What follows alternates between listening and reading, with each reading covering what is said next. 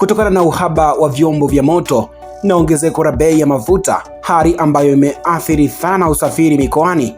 Baharia TV imepokea malalamiko kutoka kwa wamiliki wa vyombo vya moto na abiria, wakieleza kuwa huduma za usafiri bado haziko katika hali nzuri. Wamiliki wa vyombo vya moto wanasema kuwa ongezeko la bei ya mafuta limewalazimisha kupunguza idadi ya safari zao, jambo ambalo limechochea uhaba wa vyombo vya moto kwenye stendi. Kwa majina naitwa Dani Justin Sanga, natokea mkoa wa Mbeya. Kwa hii changamoto ya mafuta, kila kitu kinapanda bei kwa sababu. Kwa hiyo kwa sisi kama madereva tunaweza kusema kwamba sisi hatukati tamaa kufanya kazi. Tutafanya kazi kwa sababu sisi ni wajibu wetu kufanya kazi. Lakini sasa sisi kama madereva pia tunaumia kwa sababu abiria wetu, kulingana na kupanda kwa bei ya mafuta, abiria lazima tuwapandishie bei kwa sababu hatuna namna.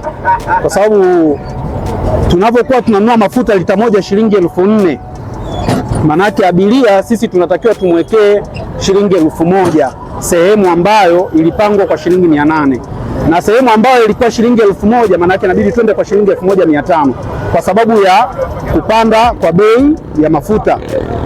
Nadhani hiyo ndio changamoto kubwa kwa sisi, kwa abiria, kwa sababu sisi kama madereva hatuna changamoto. Sisi tutajaza vyombo vyetu mafuta, lakini abiria ndio changamoto kwa sababu wao hawajalizia bei. Hii ni changamoto kwa vyombo vya moto na changamoto kwa abiria vile vile, sababu mafuta yamepanda pakubwa. Wewe kuruka mpaka kufika shilingi 4,000 usifanye mchezo hapo. Inatakiwa abiria nao itangazwe tangazo, ipite hata gari ili abiria waelewe, ili dereva pamoja na abiria isije katikana kugombana.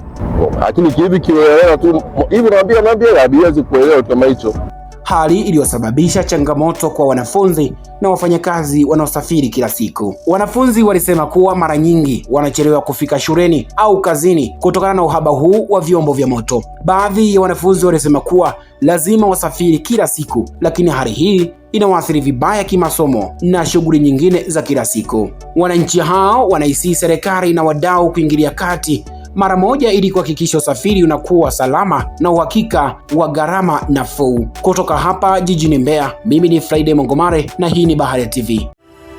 Asante kwa kuifuatilia Baharia TV.